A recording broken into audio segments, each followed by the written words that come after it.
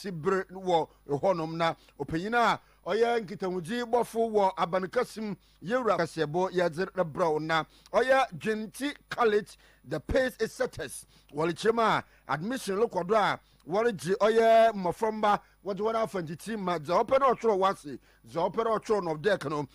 we tum wa tro ni yepa na walichema de science, visual art, a great science, business, general art, home accounts, ni nara ya aza wara chentino SHS 1, 2 and 3 wara che na wat one afantiti hostel facility ya aza ohwa bebiare fiare bebiano ebenye bebiada na afa intitimu oya kumawu nkwanta wo asante mantem ha ena endei wo butua eba from one na ehwone ke dijuma 0243721659 na wombo abe heba clinic wasi yerbe biara oro ho ndo yesikel ses nankasa epere test ne hu ne de ebisu wo mogema prostate no ho yerba high blood pressure low sperm count ina yerba horo na fakaden abe heba center ejuda dika sifide wo yedwuma no pono nson kosenyumru no num tanaso apatrapa wo bena apatrapa new site junction no from 0243 345 392 na wombo general B say anopay breakfast English another normal why you ready a corner kaju breakfast afi ewie na eriko wi abrekon do no plain rice and stew fried rice and a jollof rice and afi spaghetti and a noodles ni nara wodi hu djuma delivery service wo ho timo hia dey be frɛ na akere mepe na we deliver mo kama adum wonya access bank ni zenyim hwɛ from 10244239886 na General B umbo Faith Homeopathy Clinic ye oye ayresabia stroke infertility fibroid diabetes high blood pressure sexual weakness stomach ulcer asthma arthritis na yerba horo nara anopai bomodina twanaman of jodal kasimemenda anopono nsonko senyimru no num mpem na Faith wodi hwani djuma ahinmal kokobin 18 no ho 0246728675 na Faith nsombo the medjuma kui na bebre na waka ho ena waso ye na asen ama yadze anopa no nsia kasebo yadze ebram ho anopa ameso a medze anopa no nsia kasebo medzerbo so medzineze uncle Ebo Biney afa yemfa nsem no munchiremu yemfa embram ene dada na oman Ghana yezi mfi eduasia awotwe ebra yeji hene fa hoji yeji fi oye akosikoko nsem no na ene da yere hyafan omampanyin wa bankasim oje anoji sam bebre na tugwa ma oman Ghana wiasa man nyina yetibi de ampa oman Ghana hena afiji da so ayere zi no omampanyin di tugwa de se eyoman na agitumi de ezi wo ho a oyeye waranka se botuma abobra ebotuma ye wazima ne sesunti akaje fa hoje na se iwie na esor na atam okura na ajizinam aman ahoro do de elekwa akapemwa omampanyin kire de na kire de fa hoje na aje no sabe nyanse biara nyim injinadu biara nyim ne sesunti ebra nye dude oman Ghana yetum ye nyama a obobo ma yehu da mpa yedze ne ho no se impempreni oman Ghana se yedzi yan fasha afasha na yedzi no aya okahen mmoa yepe wo nyama ye krafia me no ne yedze bo oman Ghana afi mmoa yepe sika afam nyama afam a aya yehwehwe de amana horu bi no wabobo hen no owie no lechem de impo no odu bebi a aya na yehia mmoa gifi oye IMF wo yie pa entini yedzi hen afida na ye kaka da menyama nyinara oye nyimgu ase kwando nti bredu do man Ghana yedzi nyama gu akonim dam roba ya yebotum yadzie ho ne yadzie ho ampara. Independence anniversaries must therefore be a moment not on what we have done for ourselves, but on how well we have stewarded national assets for those we will hand them over to in the future. Our story cannot be one of missed opportunities. It must be one of continued effort to achieve far more than we can boast of now. Posterity will not accept our failures or take them kindly. As President, I am committed to providing the bold leadership and the clarity of vision that is needed to navigate the turbulent economic waters we are sailing in currently, while safeguarding our future. Discussions about our independence often highlight our reliance on imports, on donor aid, and IMF bailouts as signs of continued dependence. This reminder is repeated so often that while undeniably real, it risks becoming a cliché. Yet the entire efficacy of this reminder lies not in just repeating it, but in our willingness to take decisive action. Omanpanyin mahama ne dada odi dama asam no odi tugwa na yemfa kasebo no kopem wo adanso not mensi no mu na owura Thomas Okra Kwame na oye mensi no coordinating director na orkasa de ebra nyatu de oye adanse not mensi no wa impanyimfo a waka bi owom nhona a woboa mmowo de impuntu kodo wo mensi no mu no waka hwani tibom na ohawa horo a mensi no komo no wope na no pomasibir no panyin di da mensami nyina tugwa wo eneda ebra enede na oman Ghana yere sefa no no panyin chem de ehwa danse not mensi na wezi infi edunu a enne president de wo kuda wo oye akwanapa muhaw wasan so wo oye nsupa a wonya num no muhaw nwumasua adan ahoro wo no muhaw aye apomedzin papa a awodenka oye mensi ni nyina wonya afi kwa mpo no abafu nkitawudi ne muhaw na chade mensi no wo haw ye papa na opanyin Okra Kwame onanga oye coordinating director ona so no oruhwechi de aban krachi panyin kapembra wo bayibi ogina onyimnyamfo anabo amako esiama na name de oye mrase begomnyi no sanso ya second deputy speaker of parliament ena odi de mensam nyina tugwa wo oye mensinum. As we review our present, let us acknowledge the challenges that still face us as a district and the need to address such critical issues. Today,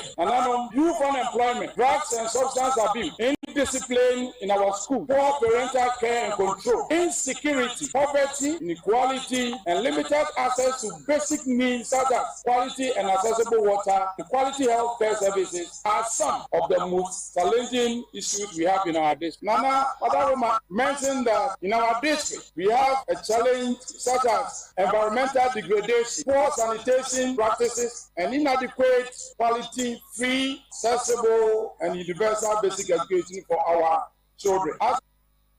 Na opanyina no si no na oye nana bafo mreku otodo anan jase hene zema adanse nananom atena nkondwa na ogina mje kase ma oye adanse hen opagya kwotwere bonsra afriye na olichemte owode Ghana fu nyina oye hina ho de yebotum na yatena asomdwe mu ewo bra asomdwe wo oman Ghana ne ye nyina ye hunde oman nkyekere no ye nyina ye wo ya fam da owodo ye ihe so ye koma no hu bi na opanyini wie no na osanso orobo achechefo wona bad de oman Ghana fa ho di mu ne kire no achechefo nso no wetum wa ye hona fam da aboa oman impuntu ye pa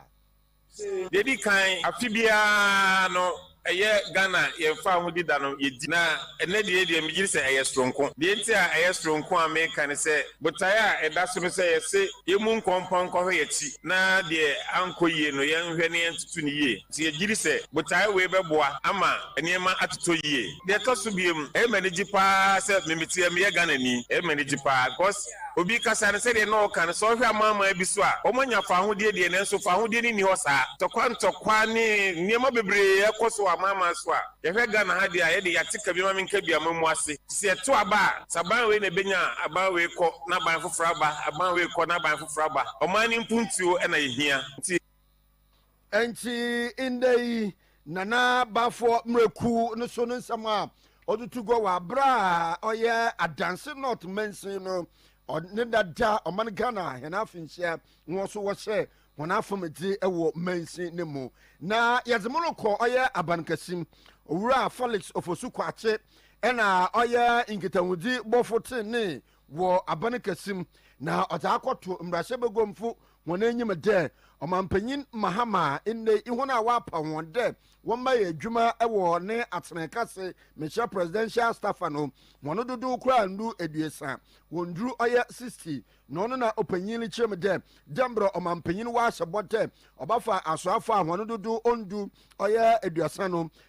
olichem de omampanyin kutama de dambosha no na ojeko na owura oye Felix Ofosu Kwache olichem de aban se olutu da mana mondam roba ya obotum na wabɔ ɔman ni sikasɛm ho bɔ no sande ɔpɔ nyimpa ahoro bebre na nyaadza ɔbɔbɔ ɔman ni sikasɛm no ntotoe na ɔsane to ɛkɔdo dɛ ɔmampanyin ne bɔsa ɔhyɛ no oligyinam na ɔmampanyin ne nkɔbɔ ne bra dɛ ɔmampanyin ne dada his excellency Nana Addo Dankwa Akufo-Addo dɛ mbrɔ yɛ a enne ɔpɔ nkɔfo bebre ne nyinara ɔdze ɔhɔ bra ɔman ni sikasɛm ntotoe. President Mahama stated boldly that in the event that he was elected, he will work with 60 ministers. This compelled our colleagues on the other side to immediately promise to work with 50 ministers. Mr. Speaker, these are the same people who defended to the hilt the appointment of 125 ministers. Mr. Speaker, it will interest you to note that the worst economic outcomes that this country has seen emanated from their performance between 2017 and 2020. After that point, all they did was to try to patch up for the wrongs of 2020. That terrible economic performance was brought about by the biggest government in our history of 125 ministers. That means that you don't need a legion of ministers to be able to manage the country properly. Na yewura Felix Fosu Kwachi na no si no ena osoafo a enkan ono no ohwe nsase ena ifom eguzuto yewura Samuel Abuginapo so kasa da mmom ampa ma Felix Fosu Kwachi kan oye no kwa omampanyin Mahama asoafo a wafo no wondu oye eduasia mekire 60 na mmom no omampanyin wa hyeda wa strike ena wa sesaw oya presidential staffers bebre na oza kwakugu na so yi ntino ampanampa opodo obosika ho ban na nsomoli yeje nyazo botum waye. The president, when he addressed this house, made the claim that he had formed the leanest and most effective government in the history of our country. So I want to submit that you can have 10 ministers, another government can have 20 ministers, and the government that has 20 ministers may have a smaller government machinery, a smaller government size than you who have 10 minutes. And I want to demonstrate that, Mr. Speaker. Mr. Speaker, it's on record. The record is that the pegging or ranking of officials of the presidency are as follows, Mr. Speaker, since the inception of the fourth Republican dispensation. The Chief of Staff is pegged at the rank below the Speaker of Parliament, but above a cabinet minister who doubles as a member of Parliament. Nti owura Samuel Abuginapo nso nsema odo tugwa ofan omampanyin Mahama mpanyimfo a wapo hono no bo na abanimu de wodoso da wondoso na enka no mrahye begomnyi dzima oye timemfo a wowo Agona West abatu nimpasua no to ni nyina wo mfimfini mantem oye Cynthia Morrison ina olichem de ono odahwa MPP osunu kokoroko amanyoku nemu mma na olichem de mami 2024 abaya yatui okoda kwanten kra inde nkan no MPP amanyoku ni dina oginam dikwa abato no afi otwam ya abaya otoye mami wenginam dam na ono no mu na inde mami lichem de nkrofo de nsare chenchen no de inde oyaze MPP amanyoku no onka wo ho biem no olichem de ono odahwa ya member of parliament na mmom no olotwane de MPP amanyoku no wode pen besikrata ado atwera na wada kama na yeyi wafim ansana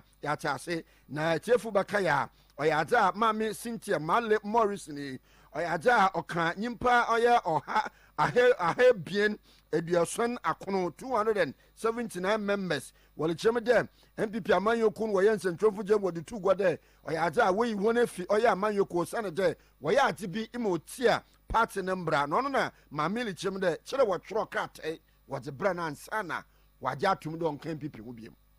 asembi de hunde man kase mamanya kun we yi mesin che mi podi me hunde we yi mesin che mami nyimde me de homi wo osende mi nyimde honorable Haruna state education minister o chewe commerce speaker de wati na we hu so wo social media there nkrofo bi wo political party or NPP ebien was work for independent na cross wo NDC nti se wonya ko independent za no chere we fi party na mi leader afenyo mark engine ho ka de onye no kwar na afenyo wankasa de nankasa oya afenyo okasa de oye leader of the majority then na okasa de okasa ma ba no so oye MPP aban na odu court nti minjinzi na mi party MPP fu wo sha da kwado okada ada Supreme Court na Ghana fu nyina de wo yi mi fi party nim ama wonya one number so woye dem dan why great the service to the nation we send the car boy the court ma Supreme Court nyina pa na obetanten ho Chief Justice na kasa ka ho na obedza asam na wakada ma speaker kada we yi he fi party nim no wonye speaker ya adwene dem why party fu ma wo recall parliament me party from mamukwai me wonjina ho ye to ya the new patriotic party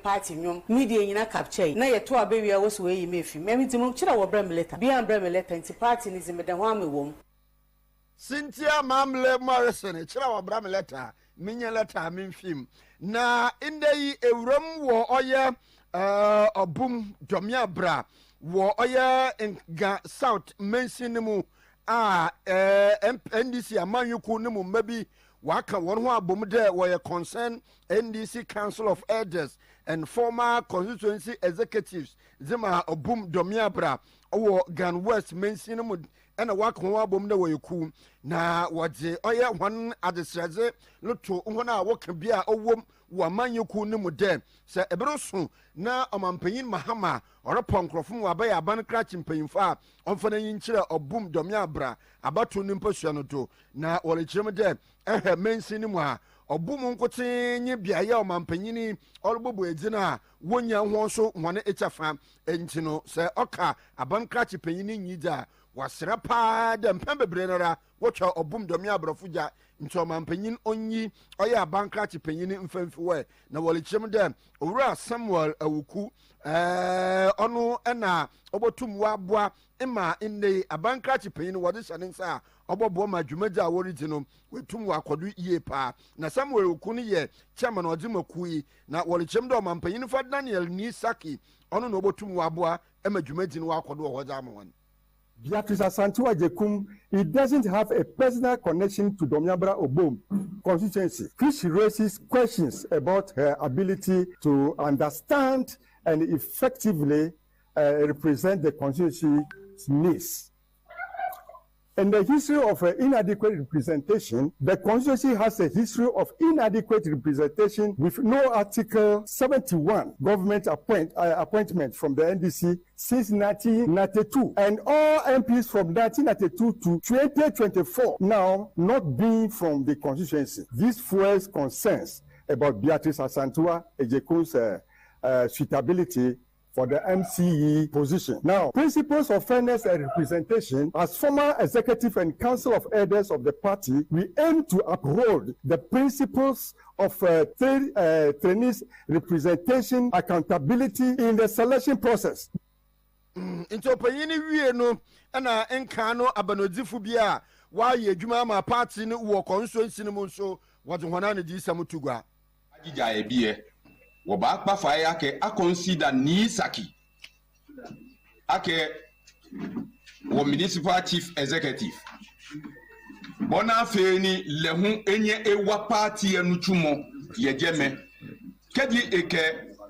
wo MPF ekome or grand onimade ina dada and you feel say within these 4 years of NDC administration no obetbi abo ayentimi san kwosisa obi abiom no enchi na chede oya domi obum domi abra abatu ni mpashando NDC amanyeku ni mumba na wore chede owura Daniel Nisaki omampanyin bo mwajina mboni ti no no botum wabo mpunta aba afi ya dikase bo ni wi a yenko oya amahoro de na oya aban anemsinyi free oya Israel man wo omane Ghanam His Excellency Roy Gillard na oluchemete Israel man no waya krado ye pa de mwabiara Ghana abani hia no wode boboa ema Ghana etuma afane tempe fra na opanyi lechemete se omane Ghana die ya ina Israel man no nso na wagye enti no ɔwɔda Israel man no ekwan bia woda wafa do na wɔboa ɔman Ghana na ɔman no fi ɔyɛ ɔhɔw a ɔnna mu no ɔbotum na waayɛ na maame di dɛm nsɛm tugua wabra inde ɔgye ɔyɛ abadobɔdo nsɛm dzema ɔman Ghana ebra yɛdi hɛne mfe eduesia awɔtwe ɔyɛ afinhyɛda no ɛna ɔgye dɛm nsɛm nyinaa ɔde tugua. Eve of the 68th anniversary, independence anniversary of the Republic of Ghana, I'd like to wish all the people of Ghana a very happy Independence Day. The Israeli office in Ghana was opened in 1956, 1 year before your independence, and it was actually the first Israeli representative office in Africa.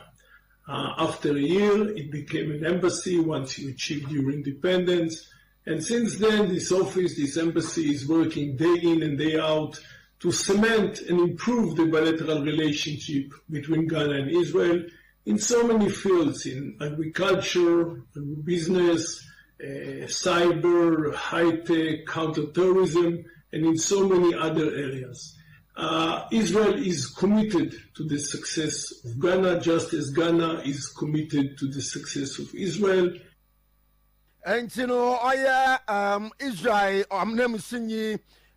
Zima, Omani Ghanem, His Excellency, Gilad, and Odze, the Mensamina Tugwa, there in the Orababua, Omani Ghana, with two Wafanitem pay for Sanite. I am for the Ghana in Israel, ma in Temuno, or Yankofa or Sun Ye Pa, and a pay Boshaba, electrical, here, comfort Zamode. Nkania papa perfume electrical gadgets and afa cables ahoro bulbs lights ahoro biara ehia no forgotten one urban ceiling fan standing fan nimu ahoro biara Boshaba electricals wondo so power akofa solar standing fan aba ntinne ya dum so abe kapa bia ade che disipato wa charge am we dum light enwumro awona erekonom bomodina pe Boshaba nachi kwan krabata ni ye ba se dum pizza kejetia market krabata ozikan oyini jenhwe krabata to bien a doom Boshaba building, you been prisons run about a doom PZ and theatre for building no more Boshaba and Crobato today Bassan or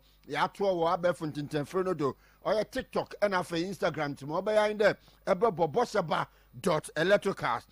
Delivery services I can until Yamana yet display or social media handles and a choose mape Frenambe Jessica yen deliver farmer 0536 095 966 na Boshaba embo ma yanko promise heba in bibidra in the kamikasi biara nyima enuma enya echirunsunsan do boni biara e bibidra enuma oboboa ema nkomwo no wo mu a wokon wodi tie yereba no won ho ayedin ye pa adam roba ya yereba biara to wodu esa wetum na wanyina kon adunizi nkonyem eye bomodinara pe oye promise heba won echi kwan ne bibidu biara repa bia no kohona kona koto bia edum ye wo oye Boshaba plaza ye weben oye Methodist asafo a owo edum no abrosan dana oyerepa FM oyerepa TV edimudjuman eho ena